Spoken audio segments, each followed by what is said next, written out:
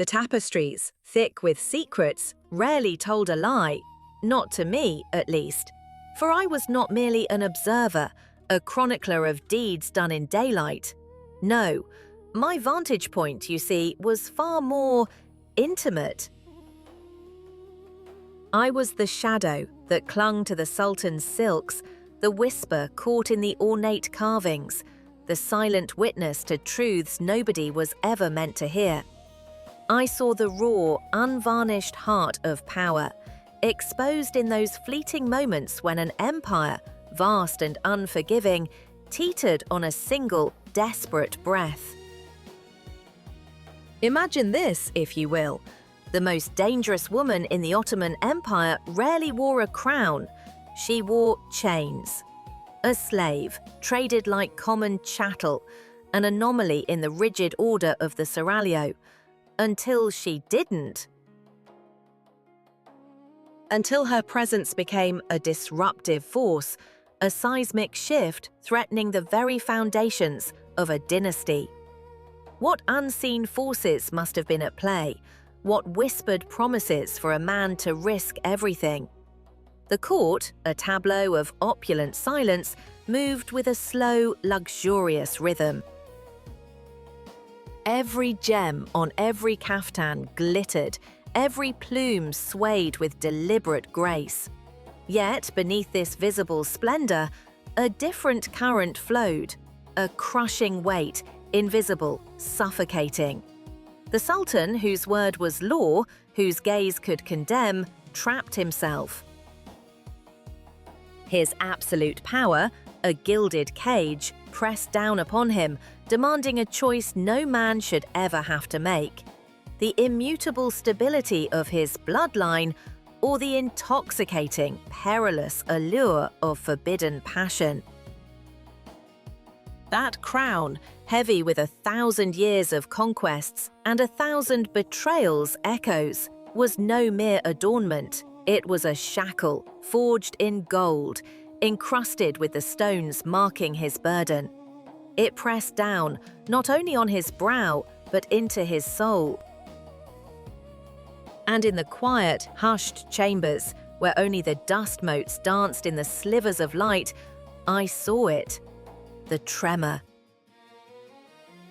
A subtle, almost imperceptible tremble in the Sultan's hand as he reached for the parchment, poised to sign a decree to shatter centuries of tradition, threaten his very dynasty, all for a forbidden whisper wrapped in silk. The air itself, thick with unspoken poison, the potential for ruin hanging heavy in the silence. Nobody was meant to witness that, but I did. The air in the harem, my dear women, was thick with a sweetness that masked the scent of desperation, a perfume of ambition and fear. A golden cage, yes, but cages have their own brutal hierarchy, do they not? Here, a whisper could carry more weight than a sword, a dropped glance more lethal than a dagger. She arrived, a flicker in the vastness, one among many, her foreign name a distant echo. They saw a slave, raw and untamed, destined for the embroidery rooms perhaps, or a fleeting night in the Sultan's chambers, then oblivion. They saw a weakness. But what they missed, concealed beneath the trembling facade, was the cold, calculating glint of a predator, newly awakened in the heart of this opulent prison. The rhythm of her existence quickened then, shifting from survival to strategy. Every day brought a lesson. Every shadow concealed a potential informant. Every forced smile was a potential trap. She watched, a silent observer in the gilded corridors, her eyes missing nothing. She watched the Kalfas, their faces unreadable, their authority absolute within these walls. She watched the favored concubines, their confidence fragile, built on the shifting sands of the Sultan's mood, their beauty a temporary shield against the relentless currents of change. And she watched the Valide Sultan, the true architect of this intricate, deadly garden, her power absolute, yet ever threatened by the very bloodline she sought to secure. She learned the language of the harem, the subtle flick of a fan, the precise tilt of a head, the unspoken protocols of who entered a room first, who sat closest to the burning brazier. She saw how a carefully chosen gown could convey a plea, how a slight cough could interrupt a sensitive conversation, how a tray of lokum could be a peace offering or a veiled warning. This was no mere beauty contest, no simplistic test of physical allure. This was a theatre of wills, a brutal game of queens where the stage was set for power, and the prize was the very soul of the dynasty. Her own vulnerability, her status as the lowest rung, became her first weapon. It disarmed. Who would suspect a simple, quiet girl, still learning the courtly graces, of harboring such ambition, such ruthless intellect? She feigned innocence, asked seemingly naive questions, absorbing every scrap of information, piecing together the invisible threads that bound this world. She understood that the Sultan's physical attention was a fleeting gift, easily withdrawn. To secure it, she needed to appeal not just to his senses, but to his mind, to the profound loneliness that sat at the heart of even the most powerful man, burdened by the weight of empire. One evening, after the Sultan had passed through the harem, his gaze settling for a moment too long on another, she saw a silk handkerchief, crimson against the polished marble, fall from a jealous rival's hand. It was not a mistake.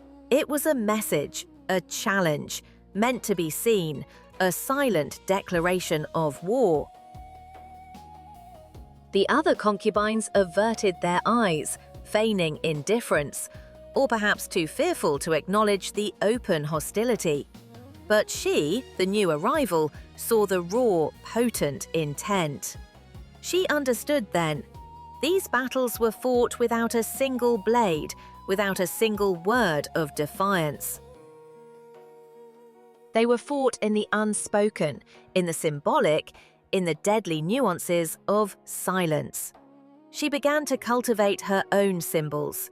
A perfectly brewed cup of sherbet, sweet and cooling, offered not just to quench thirst, but to soothe a troubled spirit, to carry a memory. She learned the delicate art of timing. When to be silent. When to offer a quiet word of comfort, a perspective that no one else dared to voice.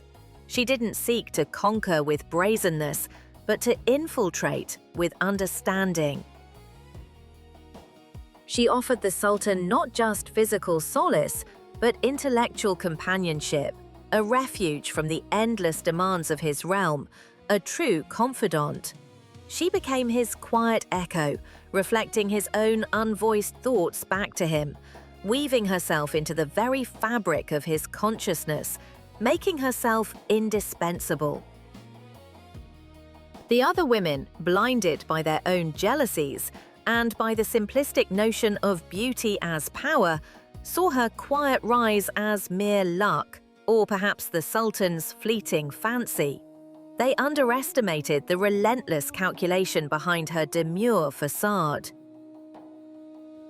They saw the slave, but failed to see the serpent, coiling, slowly tightening its grip, turning weakness into an unseen, potent power, a master of psychological manipulation. The harem walls, if they could speak, would have whispered not of love, but of strategy, of a dynasty built on whispered betrayals and the silent, deadly intent of a woman who understood that the true throne was not made of gold, but of influence. And that, my dear women, is where the real game begins. The game of poison, of shadow, of dynasty itself. Every word must have weight, and every breath a purpose. The air, once thick with the scent of jasmine and the Sultan's whispered desires, now grew heavy, burdened by the ghosts of 1,000 years. It was as if the very stones of the palace walls began to hum with an ancient, forgotten song. A sultan, you see, might believe his will supreme, his choices his own. But there are forces older than any man, laws etched not on parchment, but into the very bloodline itself. This choice, this perilous path he contemplated, was not merely a matter of heart or ambition. It was a challenge hurled across centuries, a stone dropped into the still, dark pool of dynasty. Look closer, beyond the shimmering silks and the gilded cages. Can you feel the chill? It emanates not from the night air, but from the cold, unyielding marble of ancestral tombs. Each slab a silent testament to a life lived, a power wielded, a sacrifice made. They stand, guardians of a terrifying truth. The throne is a hungry entity, eternally demanding specific, brutal offerings. And the most common currency, the lives of sons, the chilling law of fratricide. A viper long dormant felt the warmth of a new sun and began to stir. In the shadowed alcoves of the harem, the Queen Mother watched. Her eyes, deep pools reflecting centuries of survival, missed nothing. She was the dynasty's immune system, sensing the slightest tremor in the established order. Her silence was not stillness, it was the coiled patience of a predator, ready to strike if the bloodline itself was threatened. Her whispers, though soft as falling snow, carried the weight of empires, and her will could shift mountains or bury men. Beyond the palace walls, but ever vigilant, the Janissaries, the Sultan's elite, the very spine of the empire, felt the disquiet. Their loyalty was absolute, yet it was tethered not to a man, but to the continuity of the dynasty. They were the silent blades, the enforcers of tradition, their presence a constant, cold reminder of the power that lay just beneath the surface of the Sultan's command. And the existing princes, those already born to the purple, each a potential claim, each a living threat to the other, watched their father with a newfound, terrifying apprehension. Their very existence was a political statement, a pawn in a game they barely understood. A broken seal lay upon an ancient, yellowed scroll in a forgotten chamber. A symbol unseen by most, yet felt by all. A tradition challenged, a sacred pact perhaps on the verge of being shattered. The whispers began, faint as the rustle of dead leaves, in the innermost council chambers. Whispers of old laws, long thought buried beneath layers of progress and reform. Laws that spoke of blood, of sacrifice, of the grim necessities for survival. No one was supposed to hear their faint echo, yet they resonated through the very foundations of the empire. A chilling prophecy of the choices to come. The shadow of the past, you see, is never truly vanquished. It merely waits for its moment to claim its due. The air in these private chambers, even now, decades later, feels thick with the residue of those nights. A silence so profound, it hums with unspoken questions, with choices that altered the very course of empire. From my vantage behind this ancient pillar, I often witness the true solitude of power. The Sultan, not yet the legend history would remember, but a man caught in a storm of his own making, or perhaps one inherited from his forefathers. The only light was a single oil lamp, its flame a nervous dancer against the encroaching dark. It cast long, shifting shadows that seemed to writhe with hidden fears across the ornate silks of the walls, across the heavy carved wood of his desk. And there, at the heart of that dim glow, sat the Sultan. His posture was not one of repose, but of a warrior braced for a blow, his eyes fixed on nothing, yet seeing everything. On the polished surface before him lay a half-eaten pomegranate.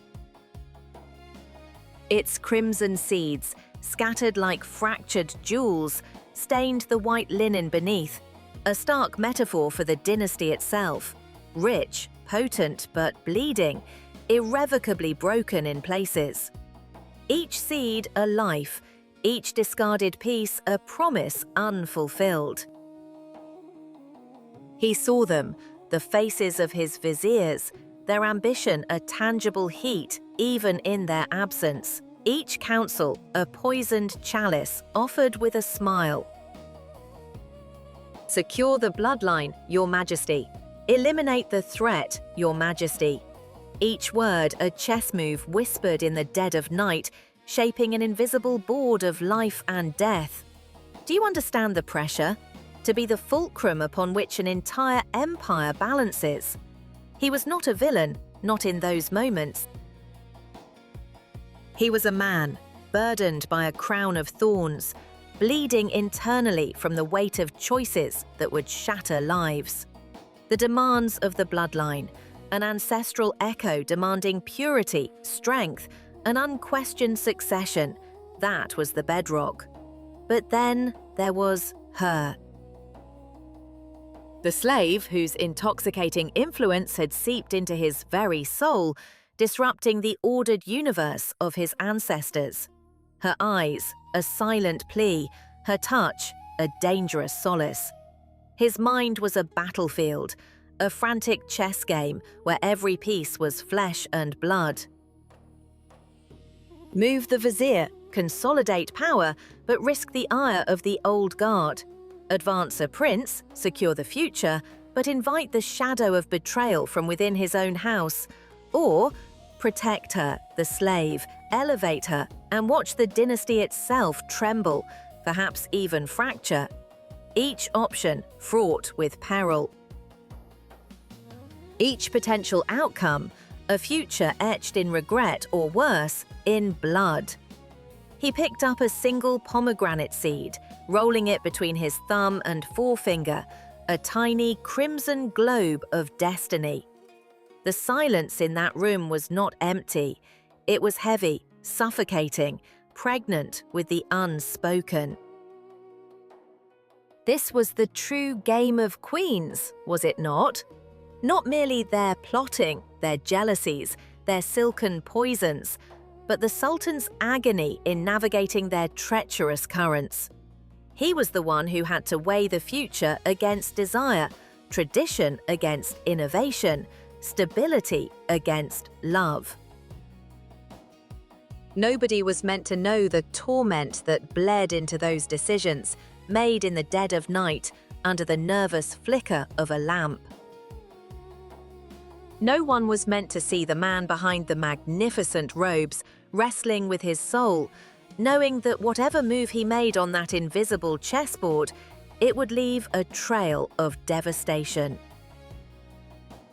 The echoes of his choice, the silence of its making, would reverberate for centuries, a dynasty forever marked by the impossible burden of a man who dared to feel.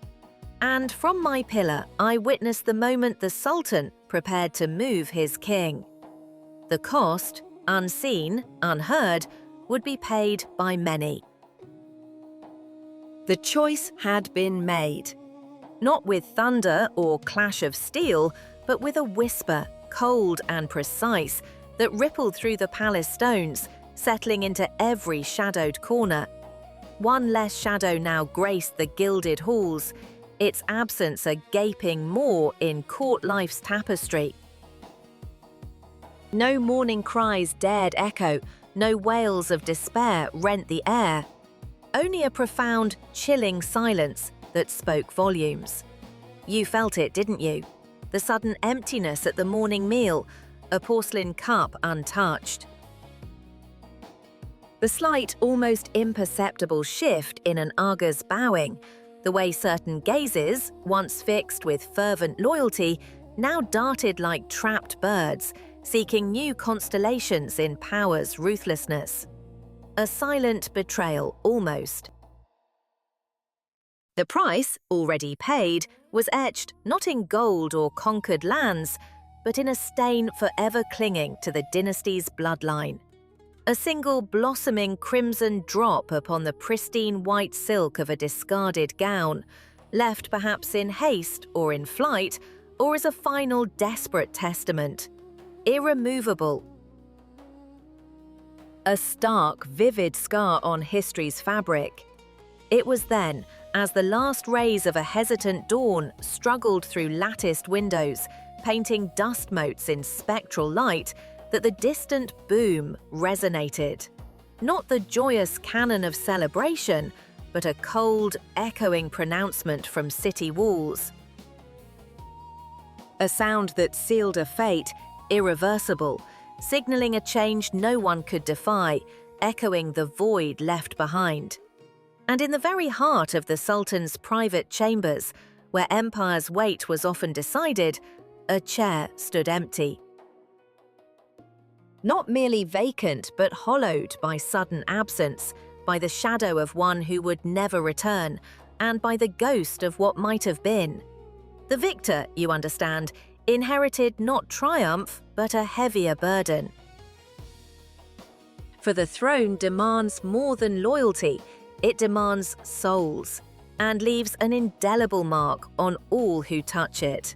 Even the Sultan himself, though he sat upon the highest seat, found that the silence following such a world-altering decision was the truest, most isolating cost of all.